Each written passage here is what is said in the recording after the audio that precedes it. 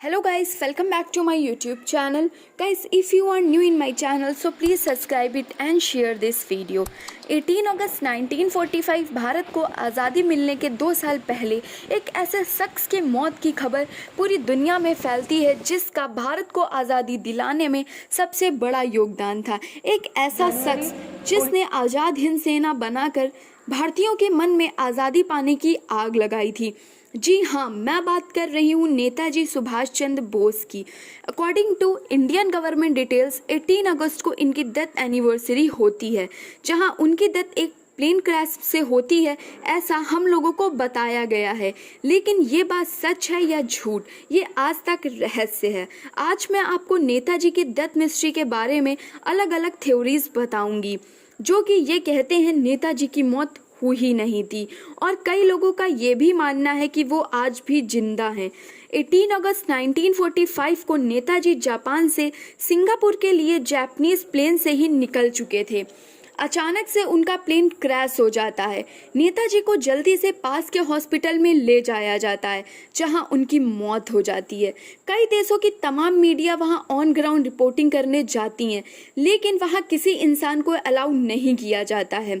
क्यों? इतने बड़े लीडर की डेथ हो जाती है तो डेथ सर्टिफिकेट होना चाहिए ना, बट डेथ सर्टिफिकेट क्या, उनकी डेथ हुई है इसका कोई प्रूफ ही नहीं है। तो लोग कैसे मानेंगे कि नेताजी की डेथ हो चुकी है? क्या ये सोची समझी साजिश थी? कुछ थ्योरीज तो ये भी कहती हैं कि नेताजी को किडनैप करना नेहरू जी और गांधी जी का प्लान है, और उन्होंने ही नेताजी को रशिया में जेल में डाल दिया, और वहीं कि नेहरू जी और गांधी जी अपने ही लीडर के साथ ऐसा क्यों करेंगे? तो दरअसल बात ये है कि नेताजी और गांधी जी के विचार बिल्कुल मिलते जुलते नहीं थे। भले ही उनका मकसद एक था, आज़ादी। एक तरफ गांधी जी कहते थे कि अहिंसा के रास्ते पर चलना है। किसी ने आपके एक गाल के नीचे बजाया तो दूसरा गाल भी उसके सामने कर दीजिए। लेकिन नेताजी का कहना था कि अगर किसी ने आपके एक गाल के नीचे बजाया तो आप उसके दोनों गाल के नीचे बजाइए और साथ में उसका हाथ भी तोड़ दीजिए, क्योंकि नेताजी का मानना था कि आज़ादी हमारी है, उसके लिए हम उन ब्रिटिशर्स के सामने क्यों गिड़गिड़ाएं। उन्होंने पहले ही बहुत दर्द दिया है, तो हम क्यों दूसरा गाल उनके सामने करें। तो गांधी जी नेताजी के विचार अलग होने की वजह से लोगों को लगता है कि गांधी जी और नेहरू जी ने ही ये पूरा खेल रचाया होगा। लोगों का कहना यह भी है कि नेताजी वहां से अपनी जान बचाकर भारत आ गए और फिर कभी किसी के सामने नहीं आए।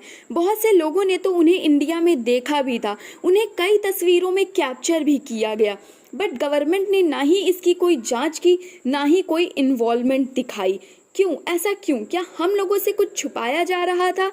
आप यकीन नहीं करोगे, बट 1997 से लेकर 2016 तक गवर्नमेंट ने नेताजी के 2324 फाइल्स नॉट क्लासिफाइड करके डिक्लेयर कर दिए थे।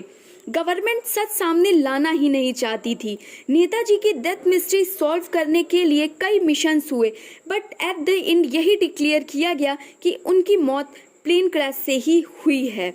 अब ये इसमें कितना सच है और कितना झूठ ये तो नहीं जानते, बट नेताजी एक सच्चे लीडर थे।